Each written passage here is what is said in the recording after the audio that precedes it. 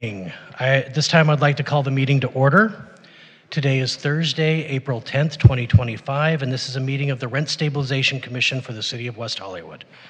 We would like to begin by acknowledging that the land on which we gather, currently known as the City of West Hollywood, is the occupied, unceded, seized territory of the Gabrielino Tongva and Gabrielino Cheech people.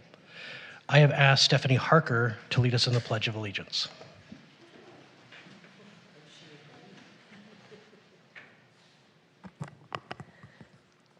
I pledge allegiance to the flag of the United States of America and to the republic for which it stands, one nation, Under God, indivisible, with liberty and justice for all.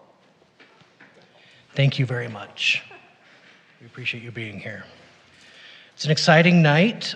We would like to welcome Council Member Lauren Meister is with us this evening to administer the oath of office to a newly appointed returning Commissioner, Kimberly Copeland. So I'll turn the meeting over to you and our secretary at this time.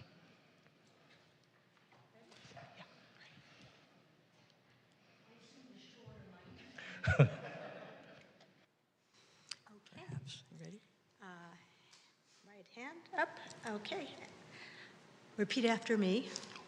I, Kimberly Copeland, I, Kimberly Copeland, do solemnly swear do solemnly swear that while serving in the that office while serving in the office as a member of the Rent Stabilization Commission as a member of the Rent Stabilization Commission of the City of West Hollywood, of the City of West Hollywood, that I will support and defend that I will support and defend the Constitution of the United States the Constitution of the United States and the Constitution of the State of California, and the Constitution of the State of California, that I will bear true faith that I will bear true faith and allegiance and allegiance to the Constitution of the United to States the Constitution of the United States and the Constitution of the State of California, and the Constitution of the State of California, that I take this obligation freely that I take this obligation freely without any mental reservation without any mental reservation or purpose of evasion, or purpose of evasion, and that I will well and faithfully and that I will well and faithfully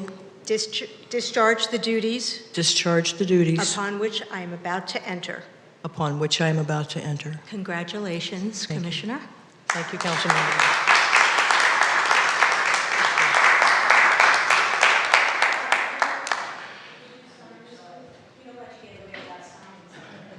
Put it in writing.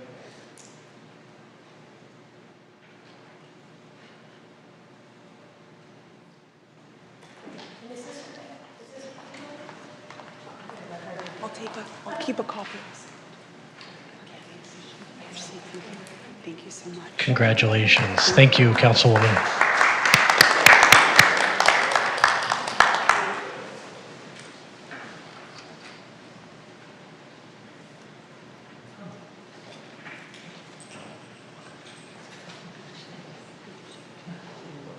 Thank you. Good to be back. Nice to meet you. We're from your organization.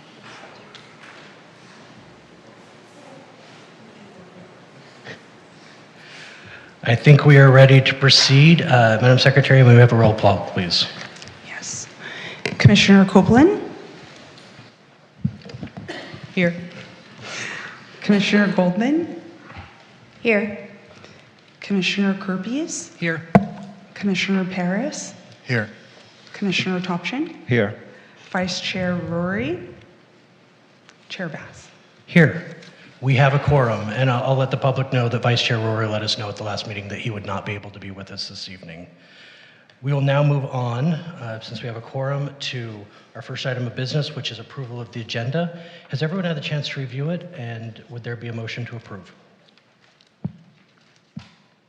I move to approve the minutes as presented. Minutes or the agenda? Oh, Great. sorry, agenda. We have a motion and a second, and I'll ask our secretary to call a roll. Commissioner Copeland? Aye. Commissioner Goldman? Aye. Commissioner Kirby's? Aye. Commissioner Paris? Aye. Commissioner Topshin? Aye. Chair Bass? Aye. The motion passes. Now we'll move on to the minutes. We have the minutes for our meeting on March 27th. Has everyone had a chance to review them? Are there any changes or a motion to approve? So moved. We have a motion Second. and a second. Madam Secretary, may you please call the roll? Commissioner Copeland, Aye, because I was not here, I'm going to abstain. Thank you. Commissioner Goldman, Aye. Commissioner Groupies, Aye. Commissioner Paris, Aye. Commissioner Topshin, Aye. Chair Bass. Aye. The motion carries. The minutes are approved. We now move to item number 7. This is an opportunity for the public to address the commission on items within our purview, and I will ask the secretary if we have anyone who's asked to speak. We have 3 public commenters today. Fantastic. Will you please call them in order? You'll each have 3 minutes to speak. Our secretary will let you know when that time is up. Start with Kathy Blevis.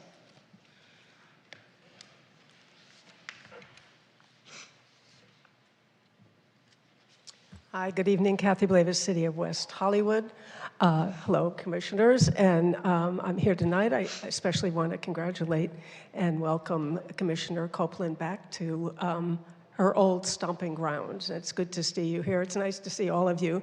I also wanted to mention I'm a property owner, and I have 2 tenants. And every year I get a notification to pay my tenants the interest on their security deposit. It's curious because the interest is not based on local banks' interest rates. The interest, like for example, this year was 5%. My bank interest on my security deposits is like 3.75. So I'm just wondering why the City of West Hollywood doesn't base the interest rate on local banks as opposed to seeking out the highest rates in the country. So it's just a mention. If that could be somehow discussed amongst you at some point, that would be great. Thank you. And again, congratulations, Kim. Great to see you back. Thank you. And we have Stephanie Harker.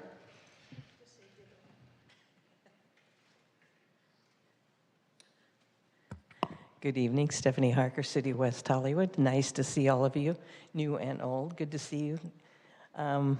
My old cronies from when I served on this commission. I, too, want to congratulate Kim Copeland on her return. I'm glad that she's up and about these days and feeling better and able to do this. You know, I just wanted to say something specifically about this commission.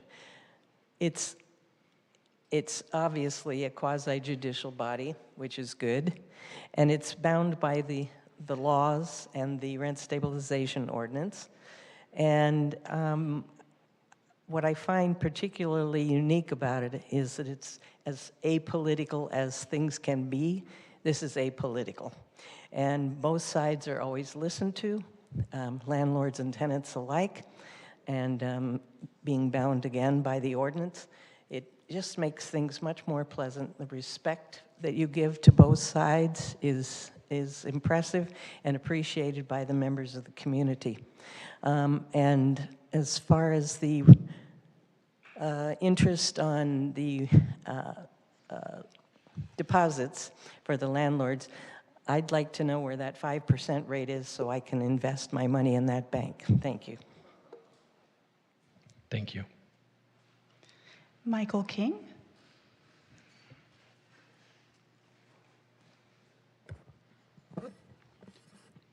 Good evening, Michael King, resident of West Hollywood.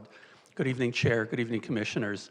I want to say congratulations to Kim Copeland on her appointment to this commission. She did a fantastic job when she followed me on business license. I know she was later on planning, and she'll do just as great a job here. Congratulations also, Commissioner Bass, Chair Bass, on your great personal news that I learned about just recently. I want to add to the discussion about the interest rate. I live in an apartment. The interest rates weren't published until late January. In fact, by the time I was mailing my check for February to my landlord, the rates, I had to call City Hall to find out what the interest rates were. They were not published. Also, there's no penalty for landlords who delay and drag their feet and don't pay the interest in a timely manner. And I would like to see some discussion about making some amendment to the ordinance for that. My landlord does it just however they feel like, which may mean August if I didn't get on their case. Finally, the last thing is there was an item in the news recently that a law was passed, and I don't know if it was state law or county law or what it was, but that certain amenities are now requirements for apartments, and that includes things like refrigerators. And I'm still paying, obviously, rent, and I'm covering my landlord's provided amenity, a refrigerator that's probably 30 years old. And I wonder why I'm continuing to pay even after it's fully depreciated and now required by the ordinance. Perhaps there should be some sort of way to have a rent reduction after the useful life has ended. They certainly get a tax break when the items are new. They stop getting a tax break after a few years. I'm in the tax business. I could talk to the commission a little more if they would like, if you would like, but I think there should be something where once the item is paid for and fully amortized, tenants should not have to pay again. Thank you. Thank you very much. Do we have any other public speakers? There are no other public speakers. Great. Not great that there are no more speakers, but great that we had public speaking this night. We don't get that very often, and I appreciate it.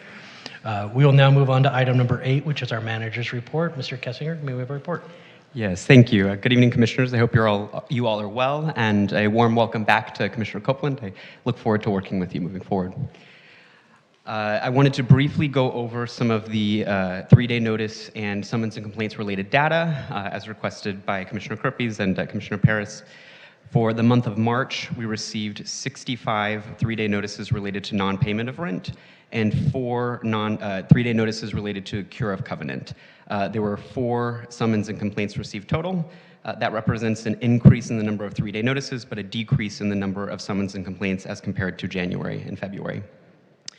Moving to the look-ahead calendar, at this meeting tonight, we have 3 appeals, and we'll have 3 appeals at all subsequent meetings, except for June 12th, where we have 1 appeal scheduled. We'll continue to schedule 3 appeals per night until we've become compliant with the 115-day timeline, except where there are presentations, and we'll see some presentations later in the summer related to things like the annual general adjustment, relocation fees, and the temporary relocation expense schedule. But that includes the manager report and look-ahead calendar this time. I'm available for any questions that commissioners might have. Thank you very much. Do commissioners have questions? Commissioner Paris. Thank you so much for the updated report. I was wondering, and if it's not too much of a bother, could we get that in the agenda? The report on like vacancy and cure. I think we should be able to. We can look into that, into adding it to the agenda and see if it's possible. But if it is possible, I'm happy to do it. Thank you so much. Thank you very much. Any other questions? Commissioner Kirpies? Yeah, I just had a question. I hate to put you on the spot like this, but if people were curious, could you let us know what the ordinance is in West Hollywood specifically about refrigerators and appliances? We don't have one, correct? So a refrigerator is not required, but if a refrigerator is offered and that service is reduced, then they would be able to apply for a reduction in services hearing. Thank you. Actually, good evening, Mr. Manager. So, as the one or two speakers spoke about the security deposit interest rate return, I wonder if our ordinance provides that that can be the return based on the actual percentage from the bank, or it requires. Can you remind what is the requirement? Because I know some rent control jurisdictions they require return of the interest based on the actual percentage earned. I wonder if that's what our ordinance is. Correct. So there's a calculation of the percentage based on, I think, 5 banks. That calculation is announced in the summer, and by February 1st, essentially the landlord needs to offer that as a credit, that amount, that percentage of the security deposit, as a credit or as a one-time payment to the tenant. Right, so but that's based on the calculations from 5 banks. Exactly. There is no option of returning the interest based on the actual interest. No, it We has don't to be have that. based on the, Okay. the calculation done by the city. I heard some of the rent control jurisdictions have that option, so I wonder if West Hollywood has the same. Okay, but you answered. Thank you. Thank you very much. Any additional questions? Seeing none, we'll move on. The next item on our agenda is our appeals section. So we have 3 appeals this evening before the commission. And the first one is D4945 at 948 Hilldale Avenue. And first, the way this will proceed is, first of all, we'll get a staff report from our legal counsel. The commission may have questions at that point in time. After that staff report, we will turn to the appellant, who will have 3 minutes to speak. 5 minutes to speak.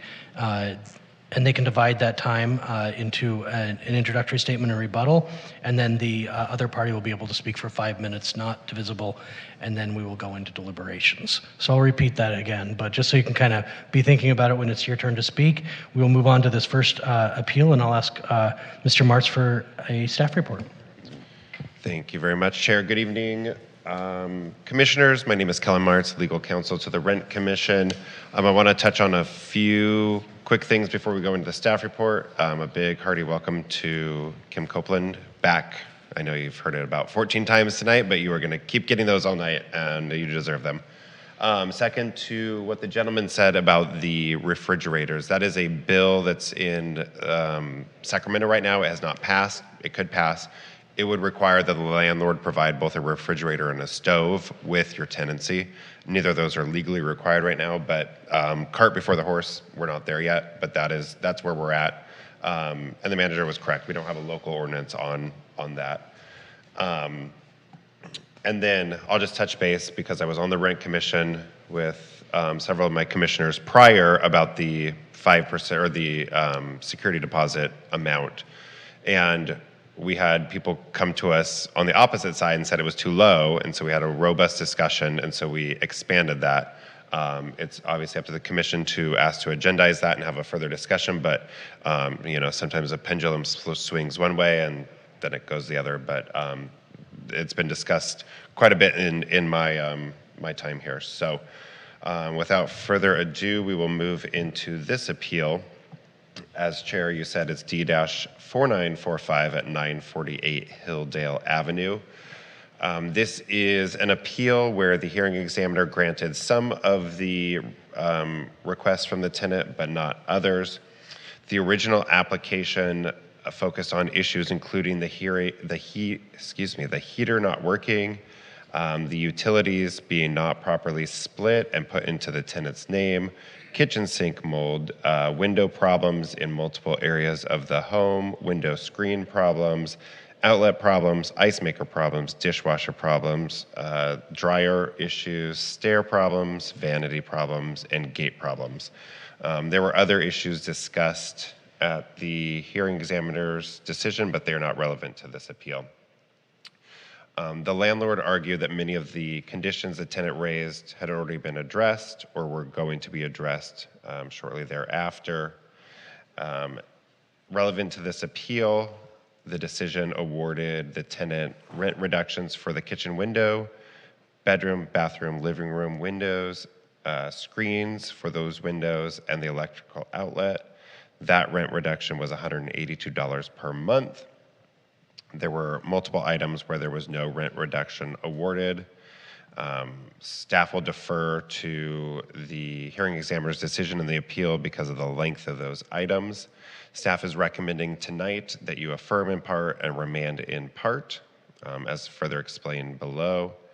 The appeal tonight, the tenant has stated that the decision is clearly in error, not supported by the findings or evidence, and contrary to law. One moment here. So the question tonight is there substantial evidence in the record supporting the hearing examiner's decision regarding the items listed in section 4 of your packet? In this case, there was a period of time where after the hearing, the record was kept open for additional evidence. During that time, the tenant submitted a code violation for this property, which listed out several different issues with the property. That item was not addressed in the decision. And so for any of the items where it was a code violation cited, staff has recommended that those items be remanded to discuss why the violations do not impact the decision, and then also to determine if that code enforcement violation falls within or outside the scope of the order keeping the record open. And so in your packet, anything with the case CE 042193 would be applicable to that statement. And that's the heater, the mold under the kitchen sink, the ice maker, the dishwasher, the clothes dryer, the wood stairs, the bathroom vanity, and the garage gate. Separate to that, and which is a little bit unique, we don't see this very often, is the splitting of the utility bills. And in the tenant's appeal, they cite to West Hollywood Municipal Code 1732-100, which discusses master metered utility services. And I've cited that in your packet, but it basically discusses when you have to split the utilities, and if you don't, who is required to pay for those. That was not discussed in the hearing examiner's decision. Staff believes it should be reviewed consistent with the facts and to determine if West Hollywood Municipal Code 1732-100 applies, and if so, how it impacts this decision. And then lastly, the appeal, including things like the kitchen window, the bedroom, bathroom, living room windows, window screens, and outlet. The tenant argues that the rent reduction amount is too low. However, there is not specific reasons laid out why they are, and under our standards, there is a fair amount of deference given to the hearing examiner. Staff has not found that there is any reason to go against what the hearing examiner decided. And so for those reasons, consistent with the staff report, staff recommends that the commission affirm in part and remand in part the hearing examiner's decision consistent with the staff report and my explanation tonight. And I'm available for questions. Thank you very much. Does any commissioners have questions at this time? Commissioner Paris. Thank you so much. I was curious as to for remanded items, does it always go back to the same examiner, or is it sort of like whoever's available? Cameron, yeah, go ahead. As a general practice, it goes back to the hearing examiner that did the original hearing. And I would just add, I think that's always the practice. If not, we would schedule it differently, but I think the best practice is to go back to the original because they know the case the best. Understood. Thanks. Chair, maybe just to clarify, good evening, Ms. Martz. So I just wanted to see if there was any, in the decision, I didn't see any sort of a justification for the amounts that the examiner used. Just like in some of the cases we see the examiner provides that. Is there anything that I can look for? No, you are correct. And so that is the rub, is there's not a lot there, but also we're not given a lot on appeals, so we defer back unless there's something egregious, and we didn't see that in this case. So you're correct. Thank you. Thank you very much. Seeing no additional questions, we will now turn to the public comment portion of this appeal. We will turn first to the appellant, which is the tenant, Jorge Velasquez. You'll have an opportunity to speak. You'll have 5 minutes. At the beginning of your speaking, please tell us how you would like to divide your time. You can divide it however you would like, but our secretary would like to know so we can keep track. And then when you start, just please introduce yourself by name and city of residence. Good evening. Could I do 3.5 minutes for my start and a minute and a half for any rebuttal? And you speak very loudly, but if you could use the mic so anyone watching online can also hear you. Thank you. Absolutely. Good evening, members of the Rent and Stabilization Commission. My name is George Velasquez. I'm a resident of 948 Hilldale Avenue, West Hollywood, California, 90069. First and foremost, I would like to extend my sincere gratitude to each of you for taking the time to review and consider my appeal regarding rent decrease petition D4945. I appear before you today respectfully requesting that you vote unanimously to uphold the recommendation made by the City of West Hollywood. I trust that in reviewing my appeal, you have found genuine merit in the concerns I've raised, and I ask that this decision in this matter be remanded to the hearing officer for further review. I believe that not all evidence submitted was adequately considered and that the initial decision may not have fully reflected the facts presented. I filed this rent decrease petition as a last resort following repeated refusal by my landlord to address critical repair issues.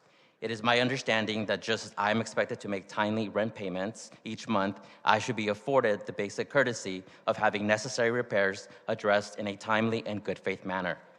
Regrettably, the landlord has failed to act in good faith throughout this process. During the hearing, the landlord falsely claimed that all repairs would be completed within 1 to 2 weeks, an assurance that has not been honored. Instead, the landlord has chosen to retaliate against me for exercising my rights under the city's tenant rent protections. Since my filing of my application, the landlord has chosen to pursue an unlawful detainer action against me, citing breach of contract. I firmly believe this action was taken in bad faith and directly in response to my rent decrease petition.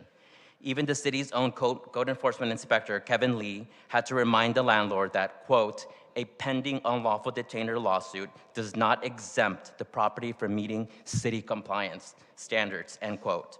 It is clear to me that the landlord is deliberately avoiding necessary repairs, and I hope that a favorable outcome in this eviction case will allow him to remove me from the unit, thereby circumventing his responsibilities. It is deeply troubling that a tenant's only recourse is to engage in such a lengthy and burdensome process, all while continuing to live with unreasonable habitability issues while the landlord continues to collect full rent without consequence. It has now been nearly 9 months since I submitted my petition. That is 9 months during which the city issued violation notice. One example, a non-working heater has been ignored, and the landlord has faced no meaningful accountability. All I'm asking is for the opportunity to live in a safe and habitable home. I urge you to support the city's recommendation and return this matter to proper consideration and maximum rent decrease determination. Thank you again for your time and your commitment to upholding the rights of tenants in the city of West Hollywood. Thank you very much. Madam Secretary, how much time does he have left? For that portion, 45 seconds, and then the minute and 30. Okay, so you'll have 2 minutes and 15 seconds, if my math is correct, when you come back up, if you would like to use that. Great. Thank you very much. Any questions from commissioners at this point of the tenant? Okay, so now we will turn to the landlord, Paolo Del Vecchio, and you will have 5 minutes to speak. It's not divisible, but if you could introduce yourself by name and city of residence. Yes, so my name is Paolo Del Vecchio. I live in Los Angeles. As Jorge has alluded to, there is an eviction proceeding that's currently pending. That was actually preceding Jorge's complaints to the city and was actually in Jorge's retaliation to my filing a 3-day notice to cure or quit because he had violated his lease. Several of his alleged issues with the unit have been resolved, some of them through my persistence because he has denied access to the unit multiple times. To note, the heater is actually not an issue. Part of what Kevin Lee mentioned in that email was Jorge refusing to provide access for me to go and inspect the unit that he had without my consent installed. And the unit does actually provide heat, which is what Jorge had, or what Kevin was saying in the email chain, which I'm happy to provide evidence. This was all via email with Kevin on CC. But the unit does have heat through the unit that Jorge illegally installed without my consent. Regarding some of the other issues that he raised, the stairs I proactively fixed just out of an abundance of caution and trying to keep the peace. Several of the issues that he has raised were not fixed to his satisfaction, and so he has continued to raise complaints all while also denying access to the unit for me to fix some of the issues. Some of the other issues, the exterior issues that are mentioned, the other tenant on the unit, Stan Conowitz over here, during the hearing denied that those were issues and testified on my behalf that those were not issues. So this was not a harassment case, but I have been proceeding with the eviction lawsuit for Jorge on multiple counts violating his lease. Since then, he's obviously been very displeased with that, and that's when all of these issues, some of these on this complaint list, were raised. He did not raise to me at all until after I had provided the 3-day notice to cure or quit. So I was not afforded even an opportunity to fix some of them before he started complaining. The eviction lawsuit is still pending. For the utility bills, the utilities come in for the entire unit. Jorge has asked to be put on the utility, but I don't believe that that's proper since I have another tenant on the unit and they come in as one entire unit. The mold was not found under the sink. I had my contractor go. There was staining from water damage, but no mold. But Jorge did not like that answer and wanted the under of the sink replaced. So I guess the only other thing I'd like to address is obviously the eviction lawsuit is still pending. But my other tenant, Stan, has since felt harassed by Jorge.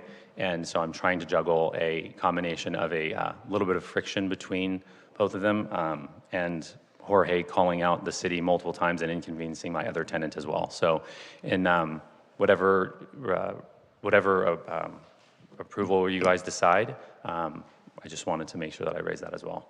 Thank you. We appreciate you being here and sharing that, but there might be questions from commissioners. Commissioner Thompson. Thank you, Chair. Good evening, sir, and thank you for your statement tonight. Can you repeat your statement about the heater? I didn't catch it. Is it fixed or what's the story? Yes, the unit does have heat. Jorge would not provide an answer with, again, all of this is an email chain with Kevin Lee from the city inspecting unit. He would not provide an answer if the heater does provide heat, but eventually he did say that it does have heat. So he was looking for me to basically approve that the heater that he had already installed, but again, without my consent, but that's part of the eviction lawsuit. So I did not provide consent for that, but the unit does have heat. And so Jorge did agree or did confirm that via email. And you submitted, you mentioned the email, that's, I assume, the back and forth communication with the tenant, Mr. Velasquez, where he's acknowledging that the heat is, that there is heat in the unit and the heater is working. Have you provided a copy of the email? I don't know if my attorneys have provided it to the city, but I'm happy to do that. The city inspector was on the email chain the entire time. All right, thank you, sir. Mm-hmm. Any other commissioners? I have one for you, sir, Mr. DeVecchio.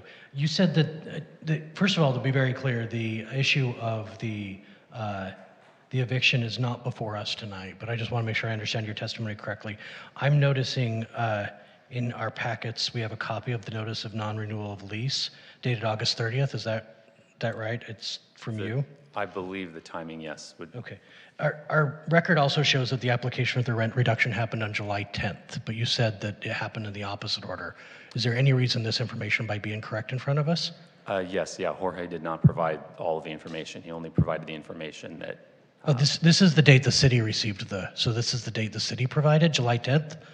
And your letter of non-renewal is August 30th. So yeah, the eviction actually proceeded prior to that. So the eviction started sometime in the summer. I believe I served him the order of everything happened. I sent him posted on his door a 3-day notice to cure or quit. And after that, he then filed with the city the list of complaints. I believe I'd have to look from my records to see what date that was, okay. But it was prior to him complaining to the city. Okay, yeah, we have one here that says August 30th. Yeah, there was one before that. I just wanted to make sure I understood the timeline best. I'm happy to provide that if it's helpful for you and have the list of all the documents that were shared back and forth, because that's only some of the documents that he provided. Okay, thank you very much. Thank you. Any additional questions? Thank you. Okay. We'll now turn back to Mr. Velasquez, and you will have your 2 minutes and 15 seconds. And I just ask you to pause when you're done, because there might be questions for you as well. Commissioners, obviously you heard narrative that controls that of the landlord and what he's thinking of. There is an unlawful detainer against me, but this lawful detainer ages from the date of October of 2024. So I don't understand what that date coincides with my petition. As you mentioned, the landlord did serve me with a non-renewal, which is after my hearing dates that I had here. So it's all been in a retaliatory manner. Now, to just discuss briefly on the heating issue, the heater has not been fixed. This is a wall heater affixed to the unit. It has not been fixed. The heater that he discusses that is fixed is a HVAC system that I installed myself, and is the reason why he's evicted me. So while he can say that I have heat in my unit, he's using my unit, but yet still evicting me for having heat. Providing my own heat is essentially the problem here. Regarding any other entries or any problems there has been absolutely no denials here. If there's been a conflict of dates or times, I have made the landlord aware that he can just let me know of another opportune date, but it's never been a denial of me not allowing him to do the repairs. I wouldn't be here if I didn't want the repairs to be concluded. And in regards to the city citation speaks for itself. All the problems are still open. The city citation has not been closed. Yes, everything still exists in the unit. Thank you. Any questions for the, I don't want to cut you off. Are you, okay. Yeah. Any questions for the tenant? Yes, Chair. Very quickly, thank you, Mr. Velasquez. So you submitted for the record that there's a photographic evidence, and I see the red tag notice from the gas company. Do you know what's the date on that notice? The red tag notice, I believe, is July 12th or something like that. July 12th of last year. 2024. 2024. And you have only one, this is a wall heater? This is a wall heater, And yes. where is it located? It's located in the living room. In the living room. And that's the only source of heat you have in the unit? Provided by the landlord, yes. Yes, okay. All right, thank you. Commissioner Paris. Thank you so much, Mr. Velasquez. I read through the documentation, and thank you so much for providing all the detail you did. For issues where some of the items have been remediated, they are itemized in your appeal. Are you seeking back restitution for those items? Is that why they were included? No, the ones I withdrew, I'm not looking for any restitution there. Okay, thanks. Thank you. Any other commissioners for questions of the tenant?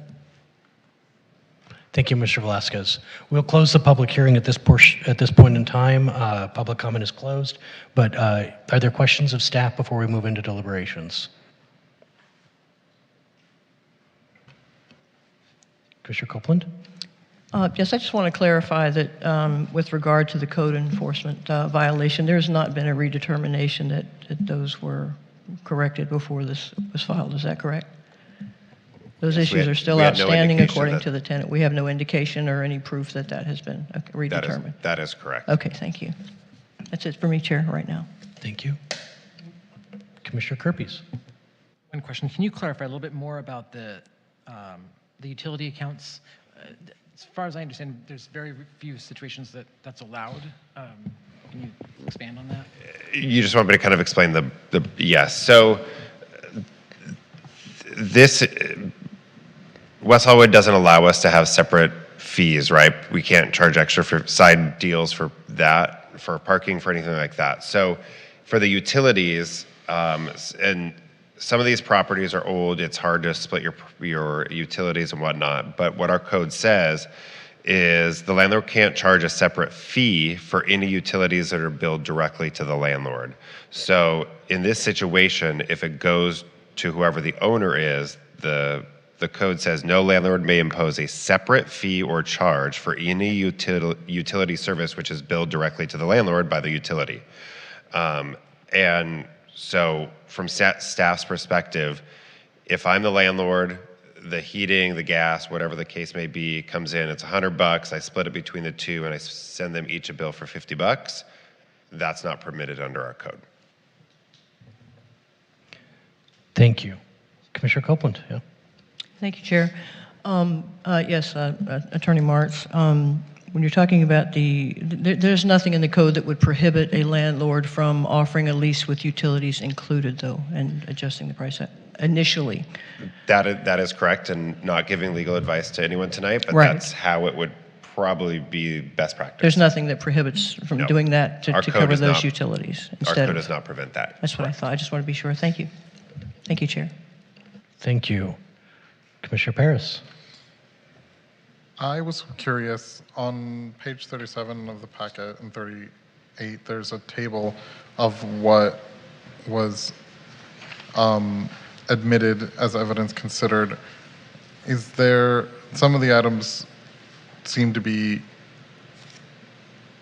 part of the complaint from the tenant, but were not included as allowable evidence, and I was wondering if there was any context as to why.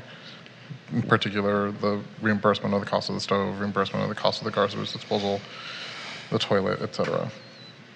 I'm not certain of your question. Can you, when you guys get a packet, it's a little bit different than what I have, so if you can let me know exactly where you're looking. I'm looking at the document that has a procedural history. It's on page 37 of the packet. Right, your numbers are different, so for me, the numbers don't work. But procedural history, And then there's a table that lists the exhibits of evidence considered. And then there are several items that were not admitted. so it says exhibit A, B, C, D. Through Yes, Y, okay, I'm there. And you're asking why some of these are not on there? Yeah, I was. It's based on what the tenant appeals for. So we only review for the appeal what they've asked us to look at. So if there are certain things that they are comfortable with accepting, then they don't put it on the appeal. We don't discuss it. So that's why they're not on there. Thank you. Thank you. Okay, so I believe the questions are done at this point in time. Thank you very much, and we will move into deliberations. Is there anyone who'd like to start?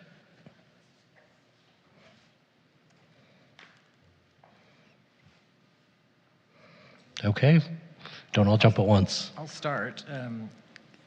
Basically, just kind of some comments to get us started. I support the staff's recommendation that we remand the items that there's no explanation for, or no response to, in terms of the evidence of the citation, or the whatever we call it. So for sure that. In my own perfect world, I would like to send it all back and say the hearing examiner needs to give a reason for every dollar amount that they give. But since we don't ask them to do that necessarily, require them to do that at the front end, I think just on these, it does look like, and it helps me understand too that these all came in as one citation or one incident that are listed several violations. Because I was thinking, God, what did he do? Just ignore all of them? But it could have just been a document that he or she didn't notice. So I would refer back or go back. I would agree with staff's determination. I am thankful to the that the tenant explained the heater issue, because I was very confused at why the tenant would install something and then complain that it was broken, to basically call himself out on doing an installation that may be in violation of his lease. So that didn't make any logical sense to me at all. So thank you for explaining that part. Which I did see here in the evidence that it was red tagged. There was something wrong with that heater. So there's no question to me whether that heater was inoperable or not. So that's where I'm at on the issues in front of us. Thank you. Commissioner Topchin? Okay, I would, well, generally speaking about everything, I would support staff's recommendation. And specifically, I'm really interested to see what's the story with the heater, because we have clearly contradictory statements submitted by the landlord and the tenant. But the photographic images that we have here, as Commissioner Kirpus mentions, the gas tag, the red tag notice from the gas company, and also, which was in July of 2024, And in our packet on page 87, we have a copy of the August 22nd, 2024, which is a subsequent to the gas company notice. The City of West Hollywood, I believe this is what it says regarding violation of the West Hollywood Municipal Code. And it has under number 2, inoperable heater. So there is no doubt in my mind that the heater was cited and was not operable. So I'm kind of confused why the landlord is saying there is a heat. So if there is a heat provided by the tenant, is different from what the law requires, which is the landlord must provide the heat. So clearly this is a ground for the remand. And I also would like to see, very curious about the utility bills. Considering this was one of the, I think, recent ordinances from 2024, if I'm not mistaken, in regards to the utility billings and the transfer of utilities or charging utilities, utility fees. I would like to see if there is any refund owed and what's going to be the findings in this regard. As for the amount for the reduction, I went through them and I don't see, although I don't see the justification, but I don't really see that these amounts are kind of a ridiculously low or below, I would say, the suggested guidelines. So that's why I'm okay with the amounts as they are presented here, and I wouldn't recommend increasing them. So that's pretty much it. So I'm prepared to support the staff's recommendation. Thank you. Thank you very much. Commissioner Copeland, yeah. Okay, thank you, Chair. I also support staff's recommendation about a remand because I'd like to see some specificity in all of the explanations, but particularly those that are included in the code enforcement violation report. That's a concern to me. If there wasn't a subsequent compliance determination done and there was no reason why, if those violations are insufficient evidence to support the requested reductions, we didn't get any alternative explanation as to why that didn't matter. So I would like to see that remanded for those items. As far as the items that that did receive reductions and the valuations of them, I know this is up to the hearing examiner's discretion, and as the attorney said, I didn't see anything particularly egregious, like, say, for example, we have a wide range with air conditioning. Now, if it's the air conditioning, one time we had the remote didn't work, right? That might be on the lower end, or the thermostat doesn't work, so it runs all the time, and the tenant has proof a utility bill goes up.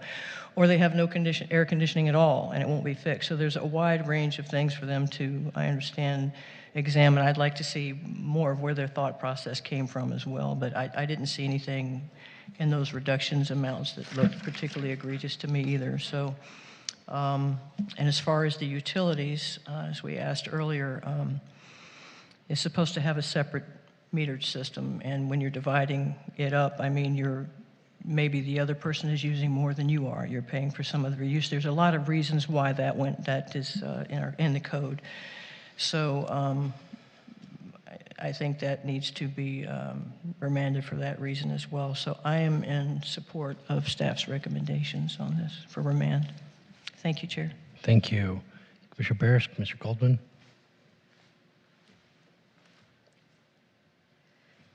So I am also in support of staff's recommendation here for the reasons that my colleagues have pointed out.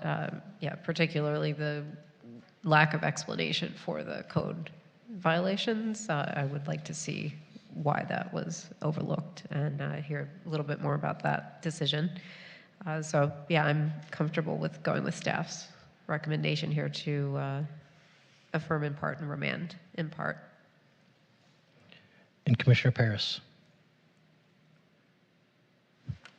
I'm also inclined to affirm in part and remand in part per staff's recommendation. I am curious, though I'm not sure that I have seen it as far as the Commissioner Thompson mentioned the utilities, and if that is part of what is in the complaint, that we should make sure that it's addressed by the hearing examiner. That would be my only note that I don't see necessarily in the resolution. Thank you very much. And I don't want to belabor the point that my colleagues have said. I agree fully. I just want folks to know we appreciate you being here tonight. I hope that you're able to, I hate seeing that there is an eviction on the table. We never want to see a tenant evicted in West Hollywood. Obviously, there are times that's appropriate. And I just hate to see the animosity. Or what I would love to see as a solution here is that these issues just get resolved and that we are able to, have a good business and living situation for all the parties involved. But that's what I'm hoping comes from this, but I will be supporting staff's recommendation along with my colleagues. I believe it's the right approach for the same reasons that they have stated. So with that, is there a motion? I'll move. Commissioner Copeland moves resolution number 25673, affirming in part and remanding in part? Yes. Okay. Yes, Chair. I will second and ask for a roll call. Commissioner Copeland, Aye. Commissioner Goldman, Aye. Commissioner Kirpies, Aye. Commissioner Paris, Aye. Commissioner Topshin, Aye. Chair Bass. Aye. That motion carries 6-0. We will now, there's something I need to read here. I always forget this part. Yes, if the parties have further questions, you can reach the Rent Stabilization Division at 323-848-6450 by email at rsd@weho.org, or you may request an in-person appointment online at weho.org under the Services menu. And we will now move on to our second appeal, unless the commission wants to move through. Okay, we'll move on to our second appeal, and it will follow the same process for those who are here. The second appeal is number D4722CD1, which stands for Compliance Determination. It's being appealed by the landlord, and I will turn to our legal counsel for a staff report.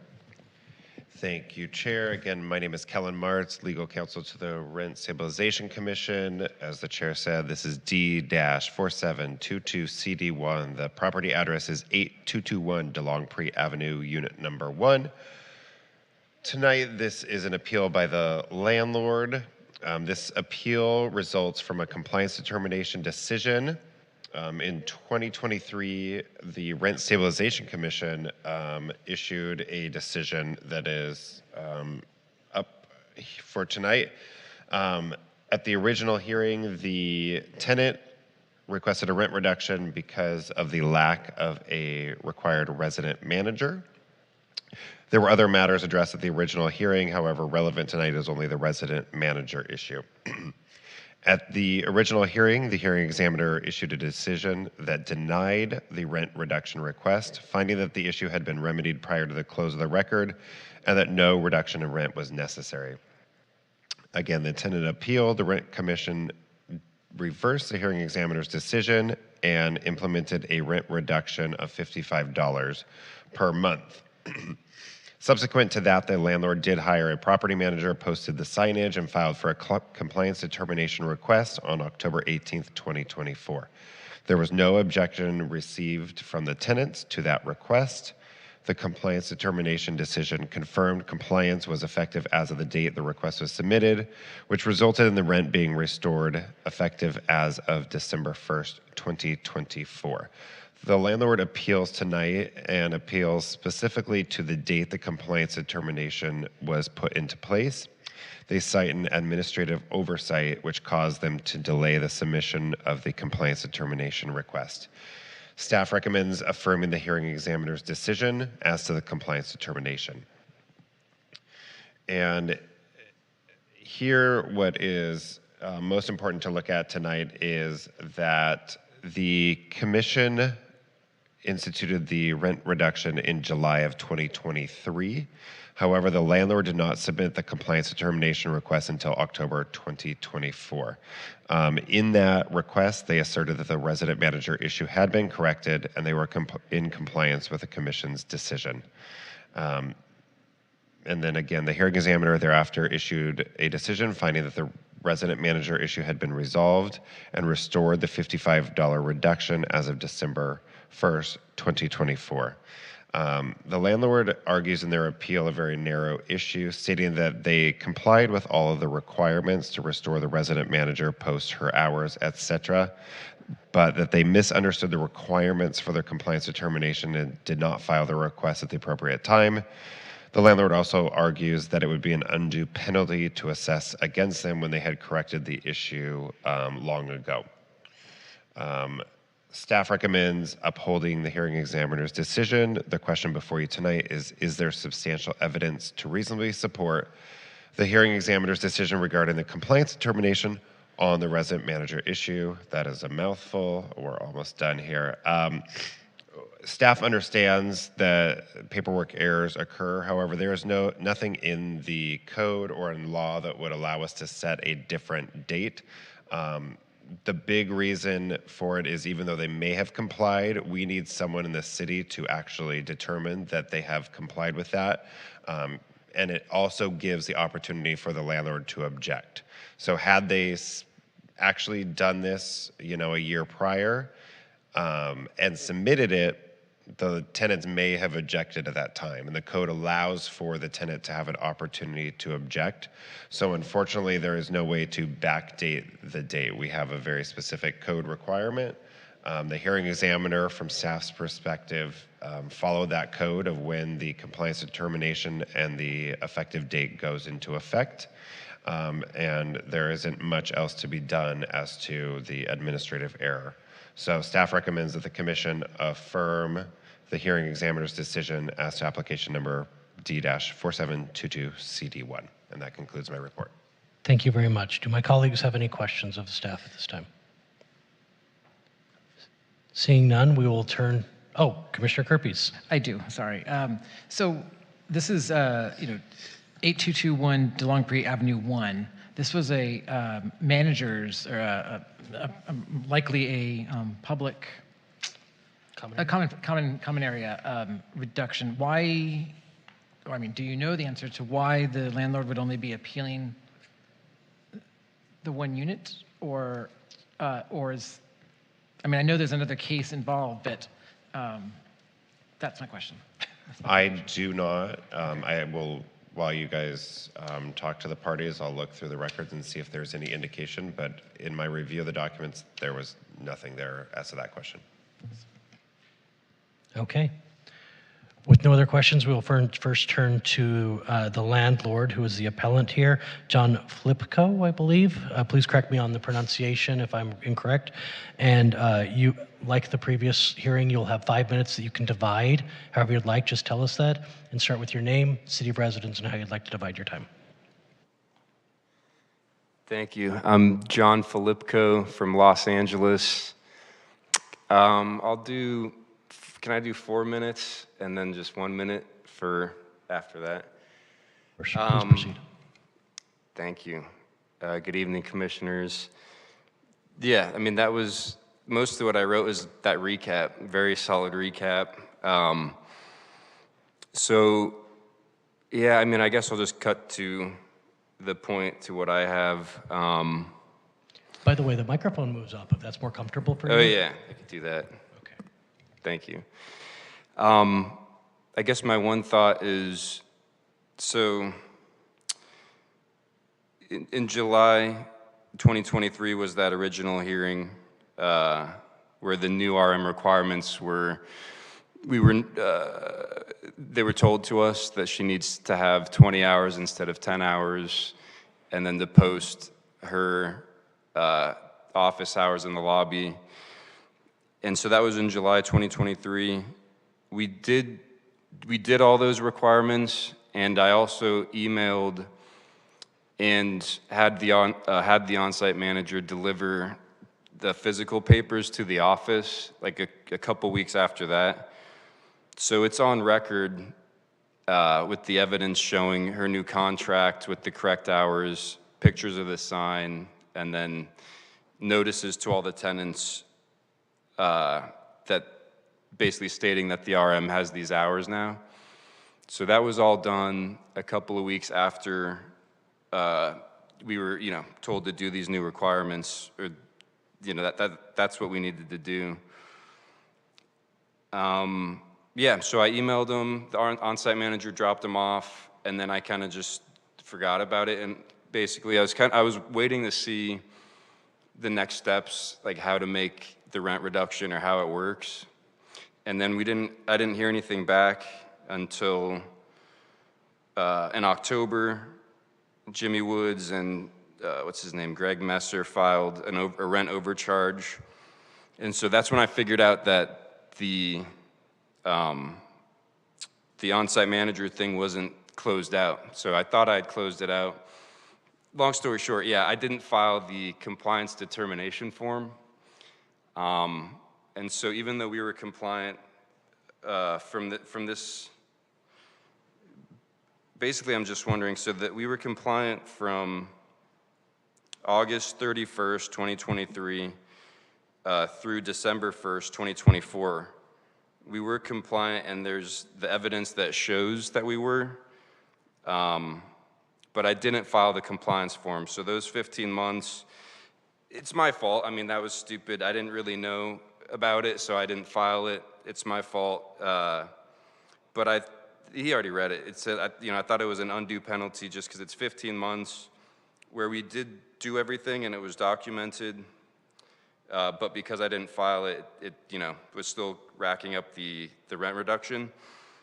And so anyway, the 15 months, that's 18 tenants who were affected, $55 a month. It's $825 per tenant. It's like $15,000. So again, it's my fault. I didn't do the compliance form.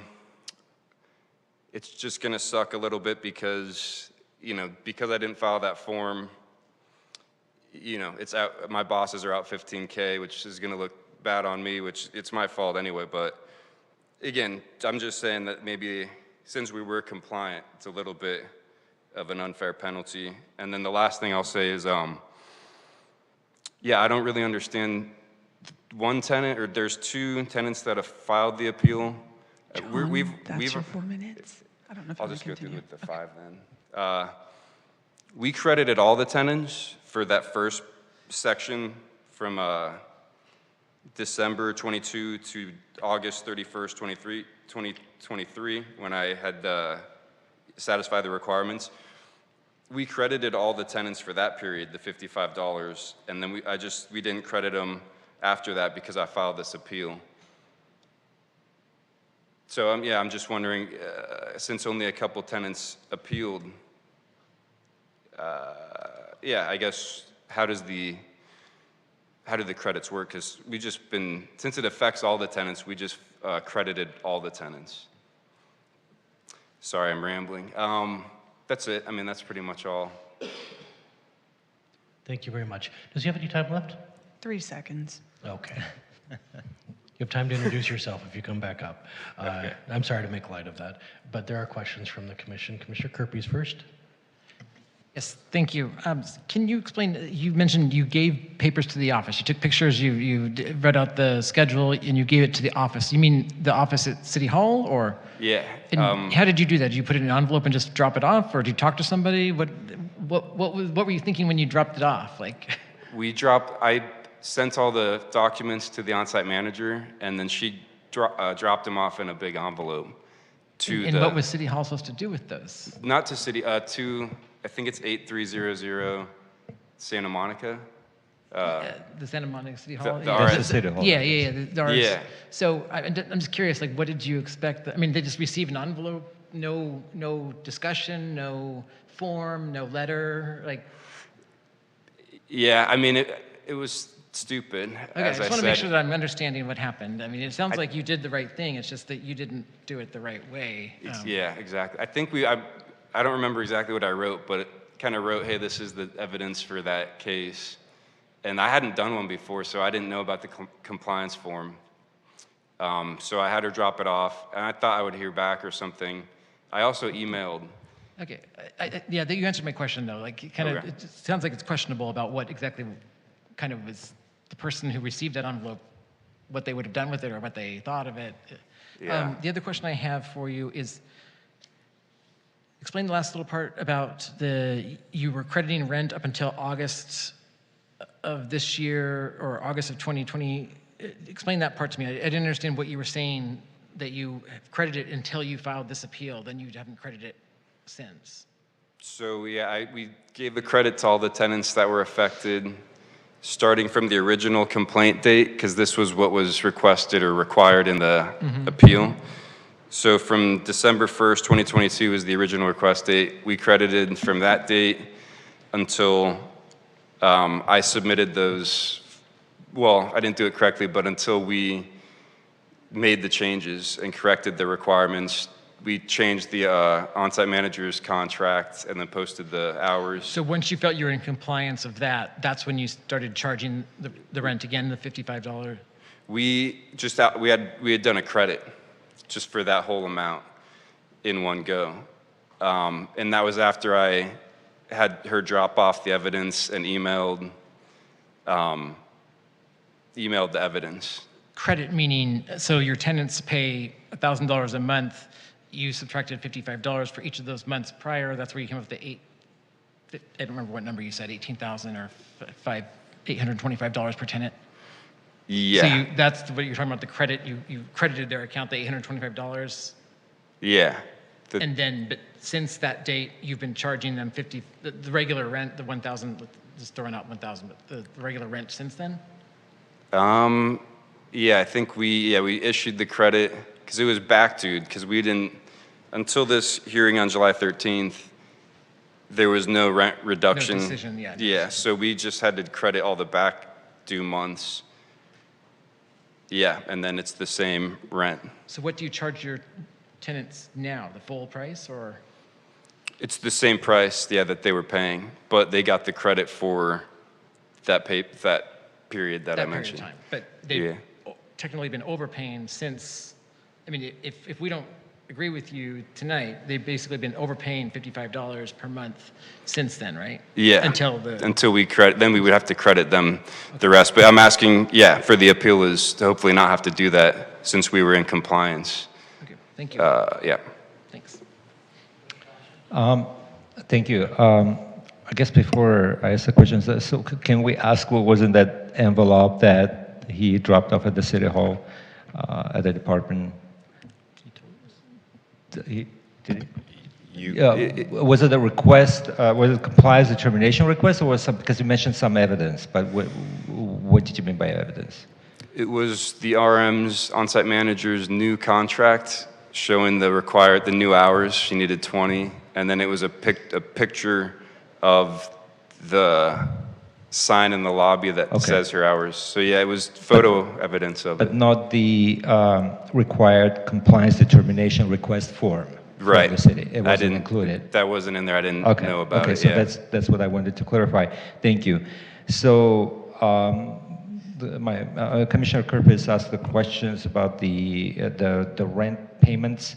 So I guess I just wanted to clarify for myself. So when the $55 rent decrease went into effect, the tenants, they didn't take that $55 rent credit at the time. They would continue paying the full rent without the $55 reduction monthly. Well, the requirement was backdated to December 1st. Okay. And then the hearing was December 1st, 2022. The hearing was July 13th, 2023. Because originally, he mentioned they denied it, and then they appealed. So the request... I guess this is my question is, when you receive a payment from the tenant, you keep some sort of a record, right? I assume it's a ledger, some maybe online portal. Yeah. So how do you see if the tenant took the reduction or the tenant is paying the full rent? Because clearly you would have seen that if the rent is $1,000 and the tenant paying $945, so that means the tenant took that credit. Or if the tenant continues paying the $1,000, so it means the tenant didn't take the credit. So I just wonder if there is any record you would see if the tenant is not reducing the rent. Because my follow-up question is, at one point you should have probably realized that the tenant continues to overpay, and because there is a huge gap there when you file the finally compliance determination in October of 2024. Yeah. So that's the time when you realized, right, that the reduction is not going away and we have to pay. Yeah, that's when we realized it, because I had thought it was closed out, because I hadn't heard anything back. Because it's more than a year, and during that period of time, didn't you catch that the tenants are paying or not paying the reduced rent? So that's the part I got confused. But I don't want to confuse you more. Yeah. Right. No, I see what you're saying. It's because, yeah, we thought that we had closed it out, so we didn't think that the credit was being required. Because you would have seen that in the payments. If you run the ledger, you say, okay, so they're still paying the full rent, so it means they didn't take the reduction. Or the vice versa. If they're continuously paying the reduction, wait a minute, I already installed the manager, why continue to pay the reduced rent? So within the next month, ideally, you would have caught that I have a manager in the building, so something wrong. Let me go to the city hall and see the department and see what's going on there. So I think that didn't happen, and now, which prolonged the month of the rent reduction, and now you have to, pay the whole thing back. So, but I guess the requirement is to file a compliance determination request when there is a compliance with the examiner's order, and it was only done in October of 2024. Thank you, Chair. Thank you. I want to keep it to questions, and I think I want to follow up on my colleagues. So, on Commissioner Topchin, his questioning, all of the tenants paid their full amount after that August date when you felt like you were in compliance? And none of them did a reduced amount? Yeah. Okay.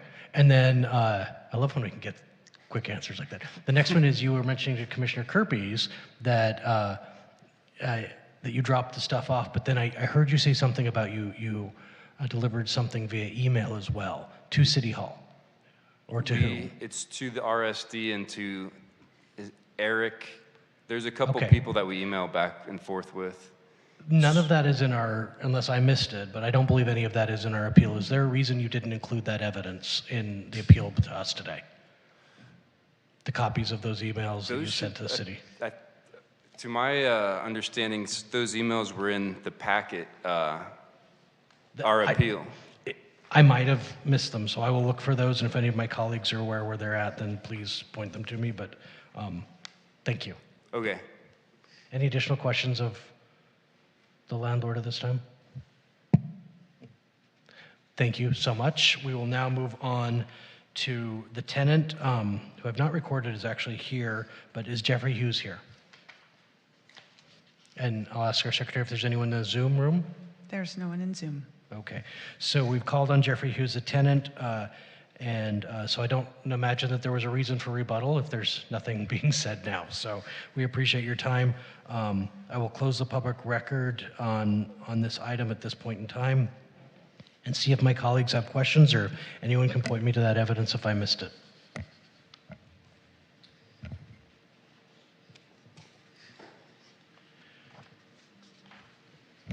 No questions? Anyone want to begin deliberation? Chair, there is an email that was sent, but the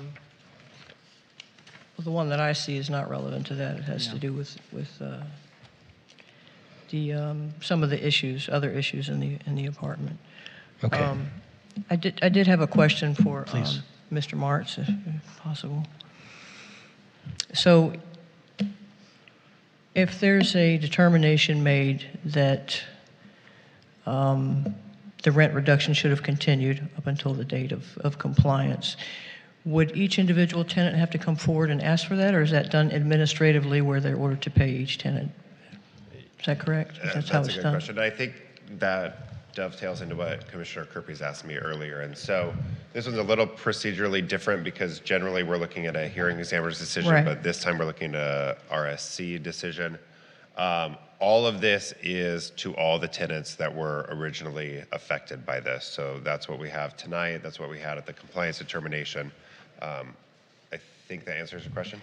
No, I was just wondering what the process is. Say that we do, for example, determine that, okay, there was an overcharge. They are entitled to the reduction for that period.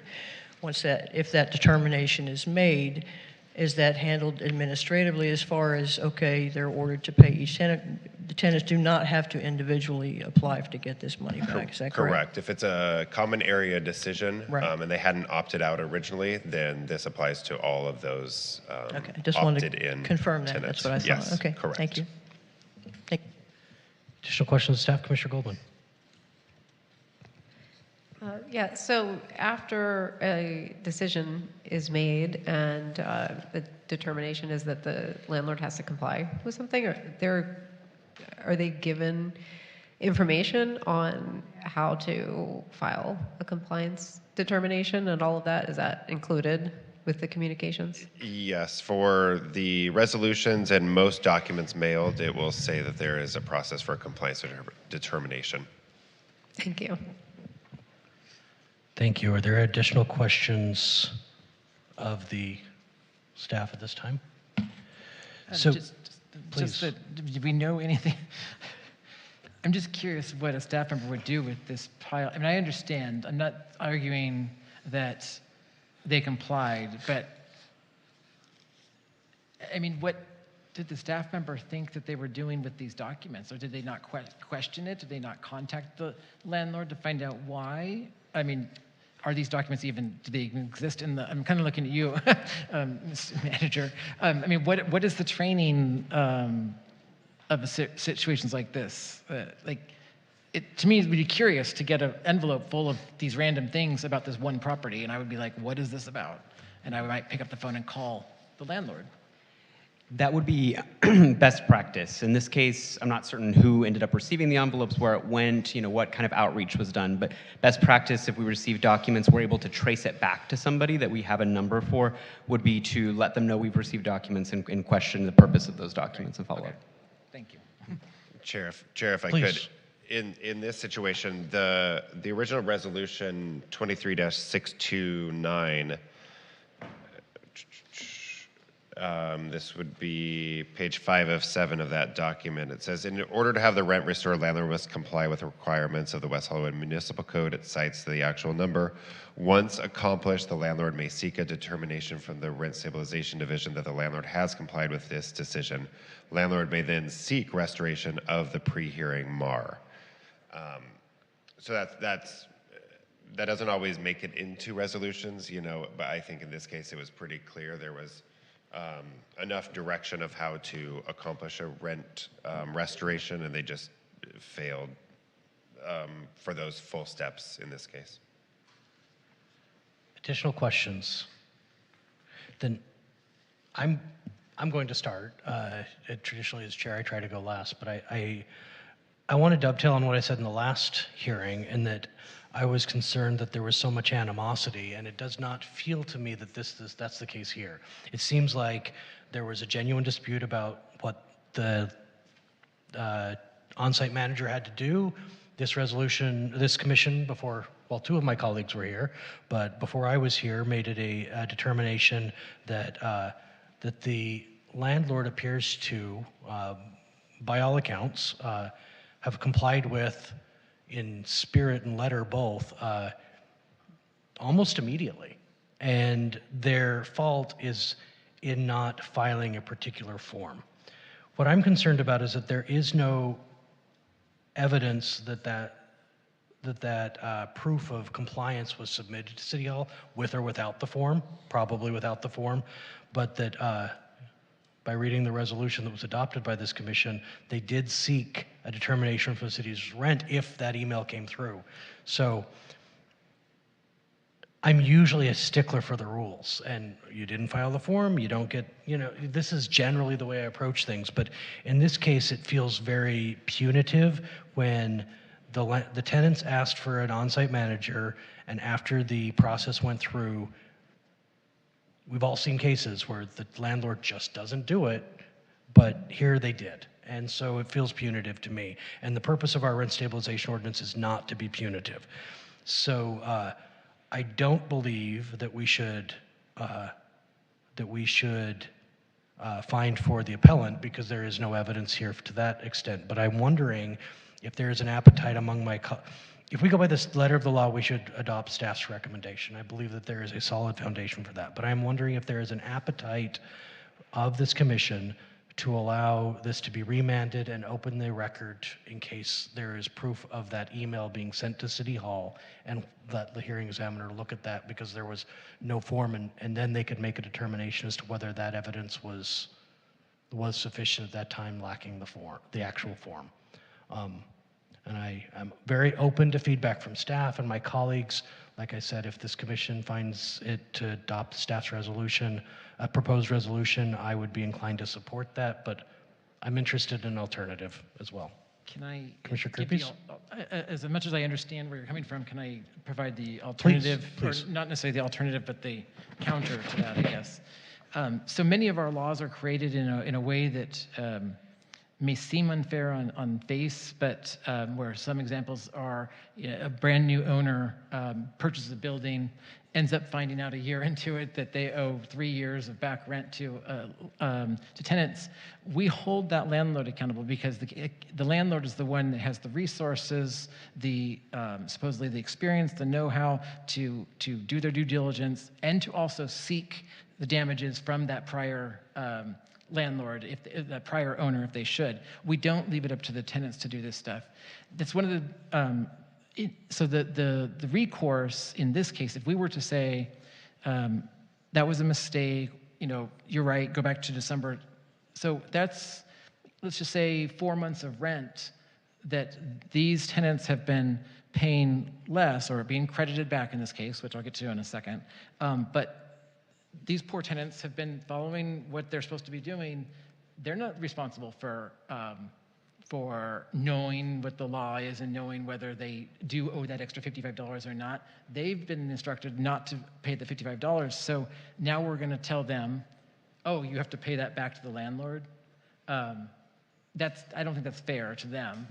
And then that's one of the reasons why I've seen it in this case and the last couple cases it seems like we've had, where the way the landlords are doing, I mean, I'm not an accountant, maybe this is normal, but the way the landlords have been describing how they're recording rent and crediting back and dealing with our rent reductions doesn't seem right to me. It doesn't seem like that's in line with what is supposed to be happening. And if they were doing what's in line with what we understand is supposed to be happening, where the tenant pays $55 less a month, they would have probably noticed that they were not getting the amount that they thought. The landlord would have noticed that they were not getting the amount that they thought they were getting. They were getting $55 a month less, and they would have acted sooner. But in this case, it sounds like they just, on one date, they credited them, okay, $1,000 is what you've overpaid, so we can credit that back to you. And then tenants continued to pay regular rent, automatic this amount. And that's, I think, not fair to the tenants. And, it obviously has a detriment to the landlord because in this case, it didn't raise any red flags that they were getting the wrong amounts of rent each month. And so that's the counter, and that's my issue with the rents. I want to go down this road with you because the way I understood the landlord, and I want my colleagues to all weigh in as well, but I want to touch on this point. The way I understood it is the tenant filed for a rent reduction. It got appealed here, and there was a period of time. And during that period of time, no rent reduction was in place because it was on appeal. Once this commission made a decision, the landlord corrected the issue. I believe I'm saying stuff that hasn't been disputed. So the landlord recognized it, and within a matter of days, weeks, short period of time, they corrected the problem. And upon correcting the problem, they mailed evidence to the city saying, hey, we corrected this problem, and they at that point in time credited the rent reduction for all of the preceding months while this procedure was going on. But they had felt at that point in time they had complied, and based on the testimony tonight, not a single tenant paid the reduced amount going forward. So tenants wouldn't end up, were this to be found backdated, I think that's a stretch, I think it would be hard to do, but if that was the case, there wouldn't be a tenant who would pay more, they just wouldn't get a reduction. If everything we've heard tonight is accurate. Of course, that's some assumptions without looking at the ledgers. That's how I understand it, which I wouldn't want to go back and tell tenants because of the landlord's mistake, they had to pay more. But understanding they have already paid it, is there a possibility that maybe the mistake was on the city's part by not recognizing what was emailed to them and saying, thank you for this evidence, but you need to fill out this form to go with it? I mean, that would have delayed it a day or two. That's where I'm coming back to. Is there a possibility for remand? Right. I don't know that every tenant has paid that, because I know that most tenants would pay attention and not pay. But right. Okay. Please, somebody else. Yeah, Chair. So I think we should definitely try to separate what we think is fair or unfair from what is required under the ordinance and what is not. So, because once we start discussing, you know, I'm sympathetic towards the tenant or I'm sympathetic towards the landlord, it's not fair, unfair, then we're going to lose the credibility of the process, and that would be, in my opinion, undermining the whole, you know, idea of the procedural requirements under the RSO, etc. So, although here I heard what the landlord's representative or the landlord stated. One thing was clear to me, and I appreciated Commissioner Kerpis brought this up, and I wanted to get more clarification. What was in that envelope when the landlord submitted it to the department? And he testified that the compliance determination request form was not part of that. So if that was the clear testimony that that form was not part of it, and that form is the only form in the document that is required under the law for the landlord to submit when the service is reinstated. So that's how the ordinance is written. What I feel, I may feel sympathetic towards, you know, the landlord, and I can tell the landlord probably, in my opinion, acted in good faith by restoring the service quickly. But the requirement is to submit that one form, which was not done. So I want to separate myself from whether it's fair or unfair, but I'm going to just go based only on what is required in this case, because we had many, many cases in the past. If we're going to rule differently now, so there would be something wrong that we did in the past. So that's going to be opening probably a bigger, you know, issues. So in my opinion, we have no choice but to, based on what we heard, based on what we see here, affirm the recommendation of the staff, because the compliance determination request was submitted only in October of 2024. It is what it is. So it's an unfortunate situation, but that's the reality. One thing I wanted to also make a comment about is that since the landlord mentioned that this is not a penalty. A rent reduction is not a penalty. It's not a punitive fee. It's not a charge imposed by the department on the landlord. So the department or the city, they don't collect anything from the reduced rent. The rent reduction, it's the compensation for the reduced service, for the reduced housing service. So it is not a punitive fee. It's not a penalty. So I just wanted to state it on the record so that the city doesn't get any money from it or doesn't charge the landlord for it. So this is a corresponding rent reduction because the service was not there. I think with saying that, the only thing I can firmly support is the proposed resolution. Thank you.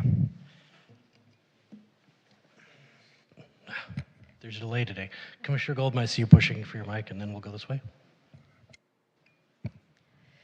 Yeah, so I agree with Commissioner Topchain. I think that while it is unfortunate, this is what the law says, and the landlord needs to do their due diligence and file the appropriate paperwork. Also we have a really helpful staff, so I'm sure if there was any, they dropped off an envelope, but then if you didn't hear back, or I would think that somebody would email, and maybe email staff or check in with somebody, hey, did you get this envelope? And it doesn't seem like there was follow-up there. So while it's unfortunate, and these reductions are not meant to be punitive, I do think that we should go with staff's recommendation here and follow the procedure.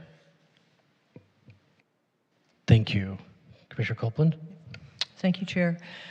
While I understand the frustration of the landlord, and they obviously completed part of the process in good faith, we can't retroactively apply a compliance determination because of a late filing, misunderstanding, or whatever reasons. I mean, I think it's pretty clear in the code. So I would have to support staff's finding that the hearing examiner was correct, and ruling the compliance determination was effective for the rent restoration as of December 2024, and I don't really see any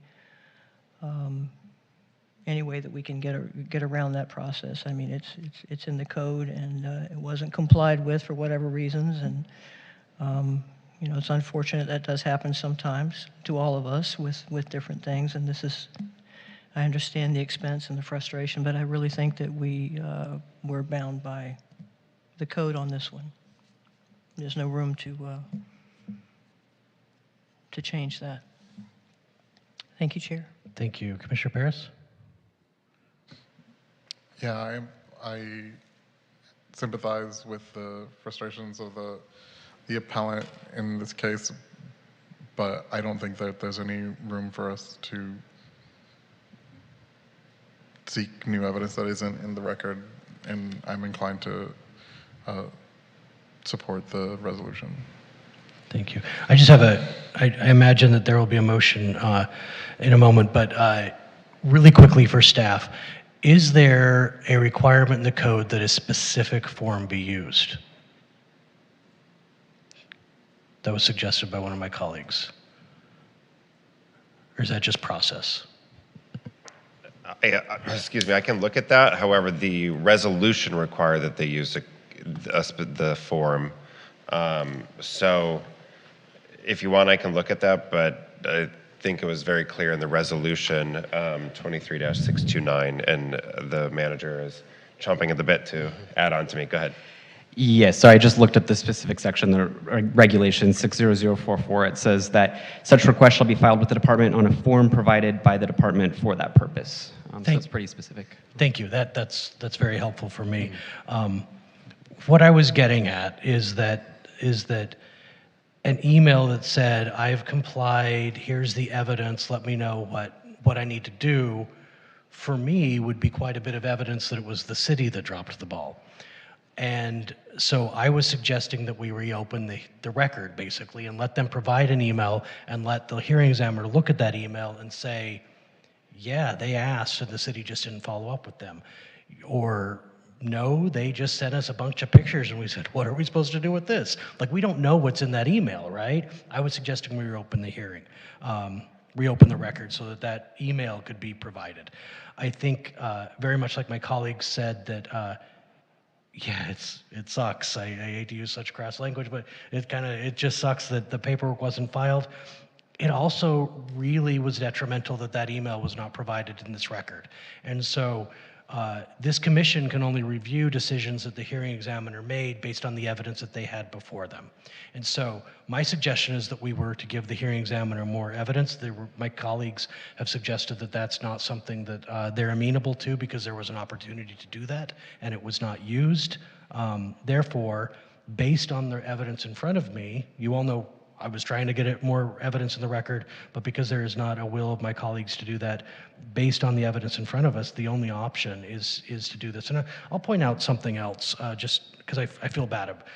Sometimes you vote a certain way, and that's not how your heart wants you to vote, but that's the way your brain tells you have to vote. And so I want to suggest that, like, there is a situation where a tenant has had a problem with their landlord for years. Finally, they decide to go down this road of filing for a rent reduction. And of course, the landlord gets the thing in the mail that says there's going to be a rent reduction hearing, so they go and fix everything. And so the tenant's now paid the $25. They go to the hearing. The landlord says, I fixed it all. The tenant says, yeah, they did. The tenant doesn't get a rent reduction. They've dealt with this for a long time. It's not like they get a rent reduction for that month and a half they were waiting for a hearing. It's just the way the process works, in that the tenant's really harmed in that situation just by timing and technicalities. Personally, I think they should get the rent reduction for that period of time from the time they filed to the time the hearing was held, but that's not the rule.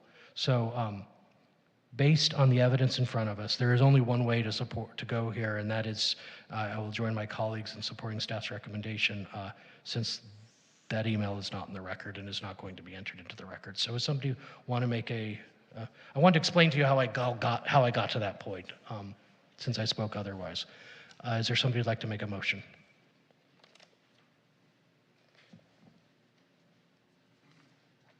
Okay. Chair, I can make a motion to adopt resolution RSC 25-674, a resolution of the Rent Stabilization Commission of the City of West Hollywood affirming the hearing examiner's decision as to application D-4722 CD1. Thank you. Is there a second? Second. We have a motion and a second. May we have a roll call, please? Commissioner Copeland, Aye. Commissioner Goldman, Aye. Commissioner Kirpies, Commissioner Paris, Aye. Commissioner Topchin, Aye. Chair Bass. Aye. This motion carries. And if the parties have any further questions, you can reach the Rent Stabilization Division at 323-848-6450, by email at rsd@weho.org, or you can request an in-person appointment online at weho.org under the services menu. That takes us through our second appeal. The third involves some of the same parties. So I don't need to go through all of the rules, but we will start first of all with our, let me ask, anyone need a break, or should we power through? Okay, let's take a 5-minute break then.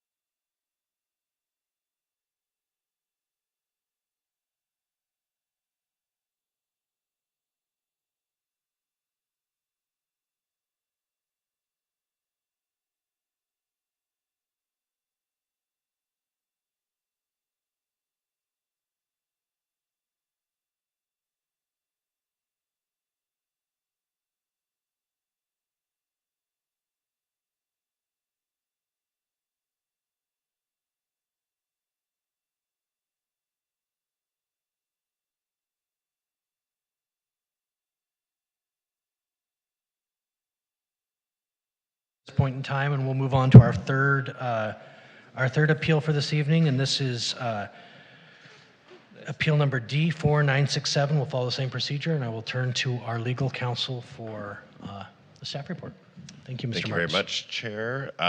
This is D-4967, 8221 DeLongpre Avenue, unit number 27, same property as before, different unit number. The appeal tonight is filed by the landlord. This appeal is related to a hearing examiner's decision related to the rent overcharge decision. The tenant in this case requested a rent overcharge determination by the city, asserting that the landlord had accepted and retained rent in excess of what is permitted by law. The rent overcharge request stems from prior rent reduction cases filed by the tenant or other tenants in the building that applied to common area issues. Upon review, the hearing examiner granted the request and found that the landlord had collected $825 in excess rent. The landlord has appealed this decision, arguing that they complied with the resident manager issue, but cited an administrative oversight causing delayed submission for compliance determination. This is very similar to the prior case. Staff does recommend affirming the hearing examiner's decision. In this case, a rent overcharge application was filed in October of 2024. They stated that they had not received all of the rent credits for prior rent reduction cases. A hearing was held on this case in December of 2024, again with a rent overcharge determination of $825. The question before you tonight is there substantial evidence in the record to reasonably support the hearing examiner's decision regarding the rent overcharge? Staff believes the answer is yes. The original decision went into a number of prior decisions with rent reductions and the rent restorations. They're detailed in the staff report, including decision D-4494, which awarded a $73 rent reduction. There was an RSC appeal. 2 reductions totaling $36 were reversed. There was a compliance determination in November of 2020, and then there were credits given by the landlord.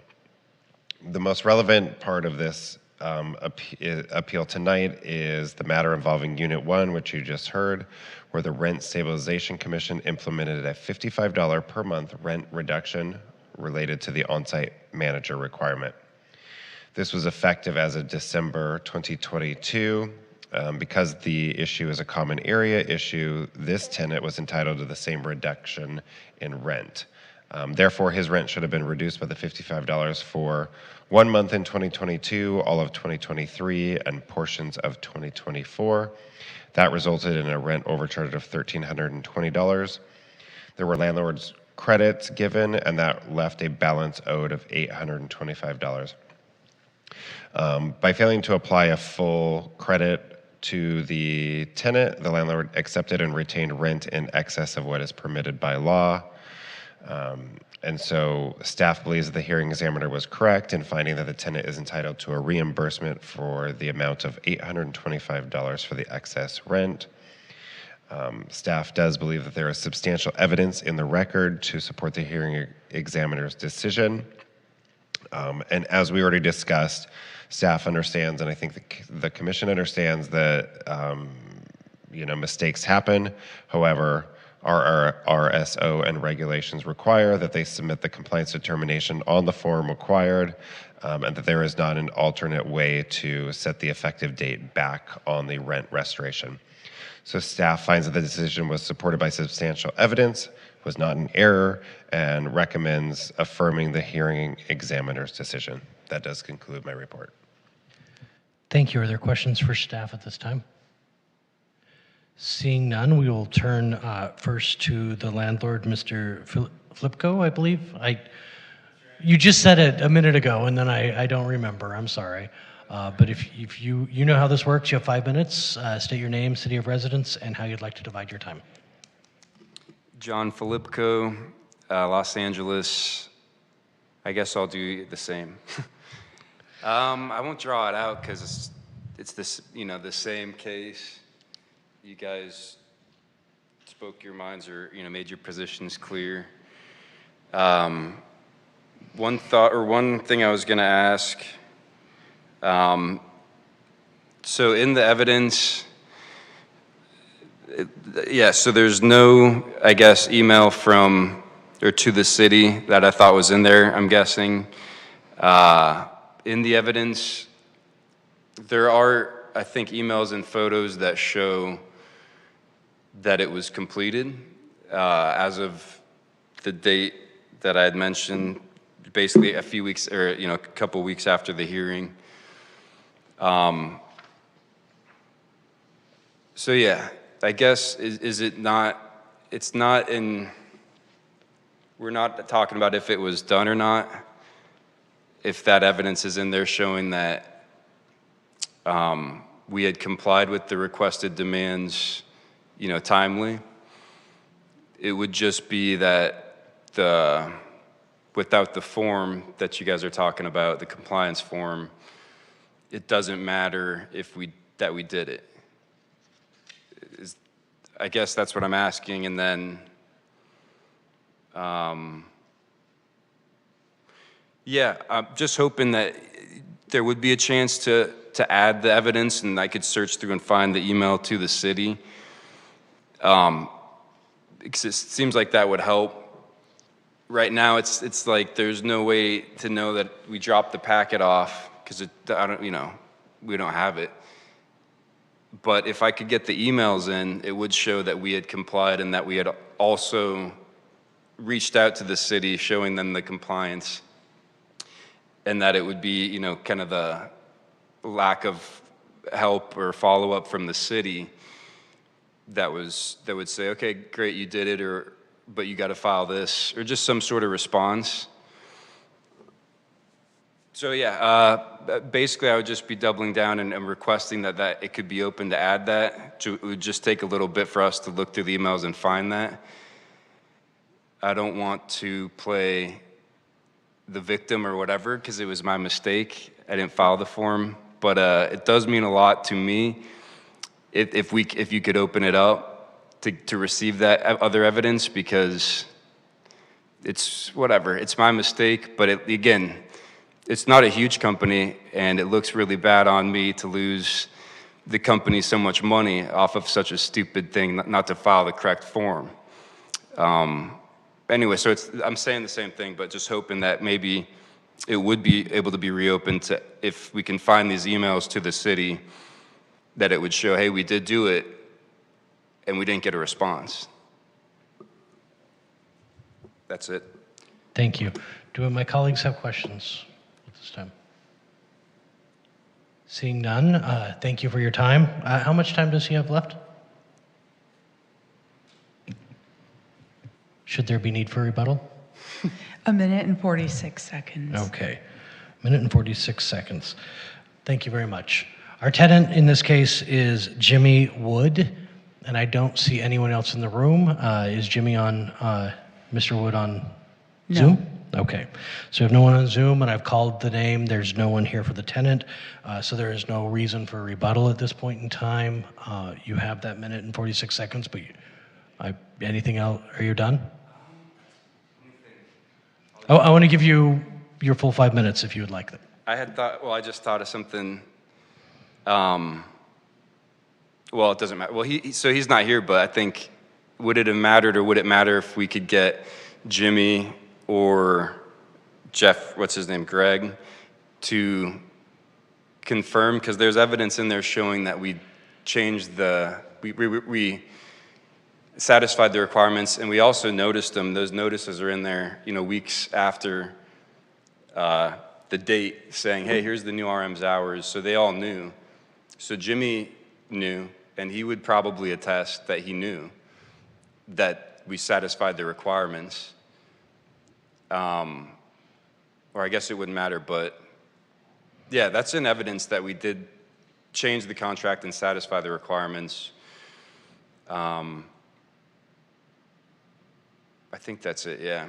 But lastly, I think you were talking about, it might have been you, sorry, the credits, and partially we wouldn't be able to notice that they were paying less because throughout the appeals, there's like months and then like over a year where it's going back and forth where we're not sure what, and the tenants don't know what amount they're paying.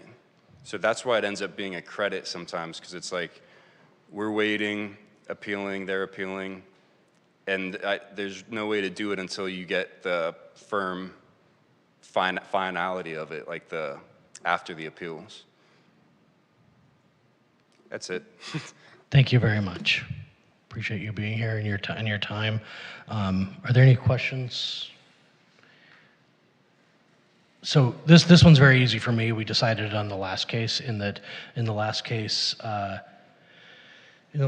we determined that the effective date of the reduction or the compliance determination, and so now has the tenant been paying and has the landlord been accepting rent in excess of that during that period of time? And I think that the record is abundantly clear. So the issue of whether the compliance determination was done by the correct date was decided in the last hearing. So this appeal is simply, has the tenant been paying that excess amount during that period of time? And I've heard no evidence otherwise. So for me, this is very straightforward. So I would support staff's recommendation. Anyone else have comments, Dad?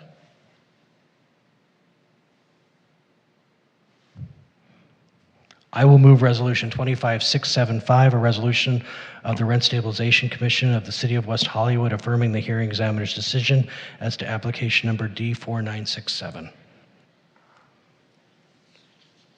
I will second it. Madam Secretary, may we have a roll call, please? Commissioner Copeland? Aye. Commissioner Goldman? Aye. Commissioner Kirpius? Aye. Commissioner Paris? Aye. Commissioner Topshin? Aye. Chair Bass. Aye.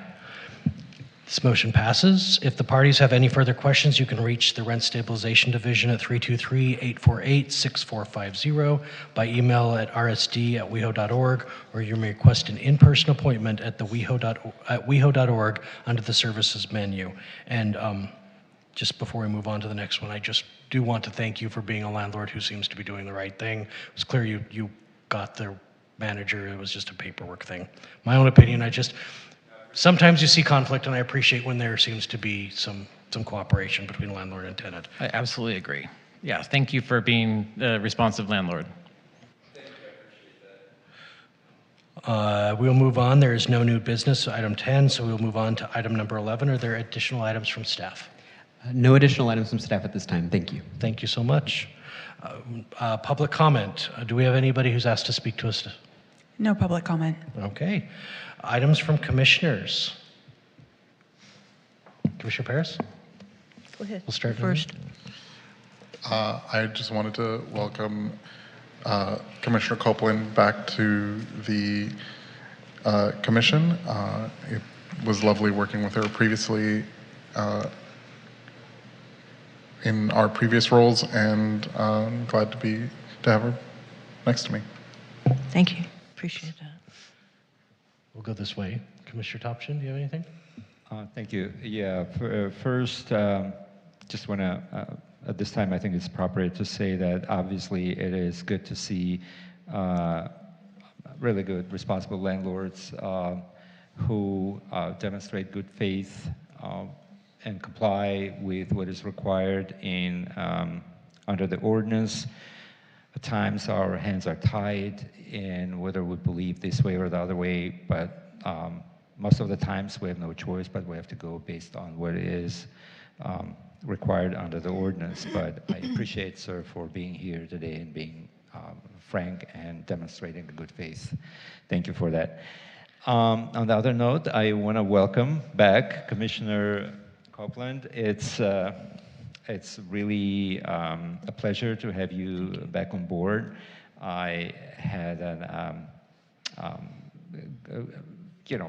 really good time serving with you on the commission a few years back, and together we did I think, a good job on the task force on the reduction of services guidelines. And I will be happy, obviously, to work with you again in the future on different topics. And welcome back and congrats. Thank you so much. Appreciate it. Thank you. Commissioner Kirpies?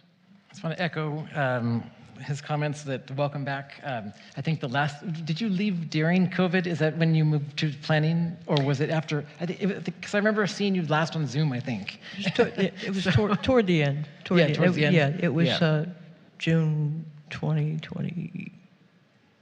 All the years is kind of meshed together. But yeah, I'm very excited to have you back. I was excited when I heard that you were appointed again, and so welcome Thank back. you, Commissioner. I appreciate it. Looking forward to working with you again. I did want to kind of, again, echo the comments and be a little bit more specific. We really do appreciate landlords like you. I hope your employer takes this as a learning experience and doesn't, and maybe gives you perhaps the next 6 months or something in the office. But I don't think they should fire you or remove you, because I think that we need more landlords like you managing properties.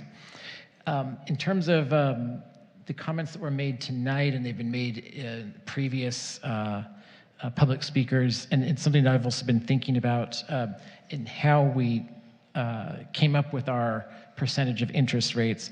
Is it possible to bring an item back for us to look at, so that if we wanted to make to hold a public hearing so that people can come and tell us how it's been going or how it was this first year, or actually this is the second year, I believe, that we've had this higher amount.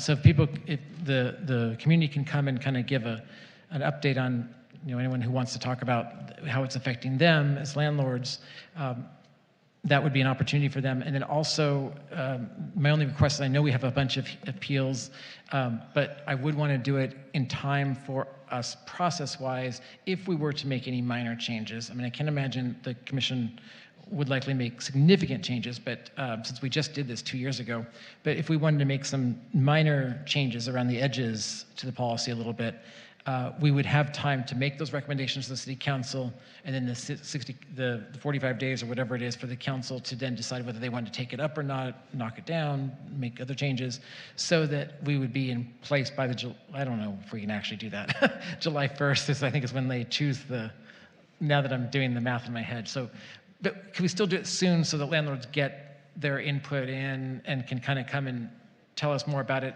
and we can think about solutions for how we might, if the majority wants to, but how we might look at possibly changing it for the future years. If I have a second, or a majority of us want that to come back to us for discussion. How does that work to put something on the agenda at this commission? Would we can move it straw and poll? second. Would you move it, second it? That's what we've done in the past. Is like, I'll move it second. Actually, to come back, yeah, it's just a four To of us. agendize an item? Yeah. So was that a motion? So it's a motion to agendize an item for future, kind of with that. Well, I didn't give any direction, but yeah, that. I think our manager is very capable of, and our legal counsel, of knowing where we're going with that. Do you need more direction? No, if there's any additional feedback or recommendations, feel free to email me or contact me at any point. But I'm certainly open to bringing that forward as possible. My real focus is maybe we look at different ways. I mean, we did go from 5 brick and mortar here that give 0.001% to what are the top 5 banks in the country, basically, that are now online, and we really did swing that up the opposite direction. And with interest rates this last year, how quickly they've moved up and down because of the other things that are going on, I just think it's maybe we should look at it maybe a little tempered. I mean, I'm a resident. I love getting my interest. Commissioner Thompson? Chair, if I could weigh in with just a little thing. If you're going to bring this up, maybe you can also look into the city of Los Angeles, how they do it, and if there is another way or another option as to calculate, which I believe the city LA has. The calculation is also based on the actual interest earned. I want to, because we're talking about bringing something on an agenda, I don't want to have too much discussion about this. All right. So Because, not because discussion, but kind of bring additional information if it's possible. But thank you. There was a motion. Is there a second to bring an item like that back? I will if no one else will. I'll second that. Give Yes. him the eye. Like, So we will ask our secretary to take roll on whether to bring that item back. Commissioner Copeland, Aye. Commissioner Goldman, I think they. Aye. Commissioner Kerpies, Aye. Commissioner Paris, Aye. Commissioner Topshin, Aye. Chair Bass. Aye. So we'll have an item on our agenda in the near future on that. And Commissioner Kerpies, do you have anything additional? Comments. Okay. Do you have anything, Commissioner Goldman? I don't want to repeat too much of what my colleagues have said, but welcome, Commissioner Copeland. This will be the first time that we're working together, so looking forward to it. But yeah, echoing that it's always good to see landlords that are responsive and move and do comply. And so thank you. Thank you very much. And Commissioner Topshin is right that this is the appropriate time to say that about good landlords, but oftentimes people leave the room immediately, so I wanted to get it in there beforehand, but so that my comments reflect that I share those comments. And I had it in my notes to ask about that, the interest coming back at a future date, so I'm glad you did that, Commissioner Kerpies. And I will just join the chorus and say I've known you from Congress of Commissions and all of the community events for years, so I'm just very excited to actually get to sit on the same board with you. And I'm very excited about that opportunity. So I intentionally called on you last as the new commissioner to say anything else you would, the new-ish commissioner, to say anything else you would like before we adjourn this meeting. Thank you for the welcome. It's good to be back, and some of you I have worked with before, and look forward to working with again. Some of you I have not, and I'm looking forward to that very much. It's good to be here. It feels like coming home to me in a way. It was always my, I have to say, I hate to pick a favorite child, but it was my favorite commission of the three I served on. I have to be honest about that. I look forward to working with staff as well, and now we have a new housing manager and Attorney Martz, who was my chair when I was vice chair when I left, and we always work well together. I look forward to working with him in his new role, and so I appreciate the welcome and look forward to working with all of you. I won't bombard you with a lot of things tonight on my wish list. Last time I showed up, I had a wish list, and we were able to accomplish quite a few of them. But there's one I do want to mention, if I could. We formed a subcommittee several years ago. I think it was 2021, and Commissioner Topchin was on that with me as well, to update the evaluation guidelines for rent reductions to be more in line with other rent-regulated cities. And at that time, we increased the range amounts. We added some items to the list. There were several items that were not on the list that were amenities. As time passes, the new things come up. And we also added a little more specificity to some of the instructions for the examiner. And the determination then was that the valuations would be updated annually, consistent with the annual general adjustment. So I imagine that's been done. But it was also suggested that perhaps we should periodically have a subcommittee take a look at this again to see if anything needed to be added to it, anything to be changed in the instructions and so forth. So I would like to see if the commission is amenable to maybe taking another look at that, because it's been several years. And it does come up occasionally in correspondence or comment with council recently. Thank you. Would that be an agenda item, or is that just? Yes, please. Okay. I'll second that. There is a second from Commissioner Kerpies. We will ask to take a roll on that item coming back on the agenda. And this, so I understand before I vote, would this be the conversation about creating a subcommittee, and then a subsequent meeting would be appointing that subcommittee?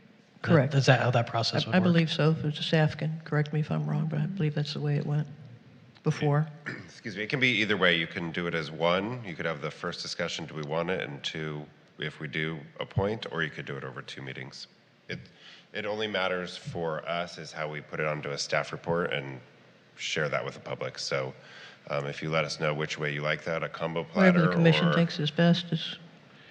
Personally, I feel like so much in government moves slowly that if we are capable of doing 2 things in one night, That would be good. as long as it's not going to complicate things for staff, I'm happy to Okay.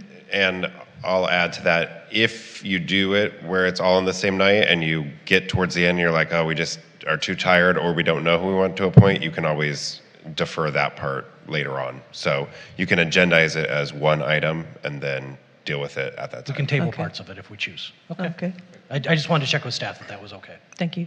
So is that your motion to do it Yes, all in one please. night? Okay. It's still good with the second? Yeah, does that also include like kind of combining that together? Like if somebody on the commission, maybe they didn't plan on being on don't even want to be part of it, could say, one thing I'm concerned about, guys, is this. Can you guys look into this? And that would be one of the things options that they don't have to do anything, but they could. For the committee, Yeah, whoever's the on the committee could subcommittee to look at. Consider, to yeah, address. just some feedback. Correct, yeah. Okay, thanks. Yeah, I support that then. Then we'll call roll now. Commissioner Copeland, Aye. Commissioner Goldman, Aye. Commissioner Groupius, Aye. Commissioner Paris, Aye. Commissioner Topchin, Aye. Chair Bass. Aye. That motion carries. Commissioner Copeland, do you have additional comments? No, thank you. That's it for me tonight, Chair. Thank Great. Well, I want to thank you all for a great meeting. This meeting will be adjourned to the next regularly scheduled meeting of the Rent Stabilization Commission to be held on April 24th, 2025, West Hollywood Park Public Meeting Room, Council Chambers. That's this room. Have a great night.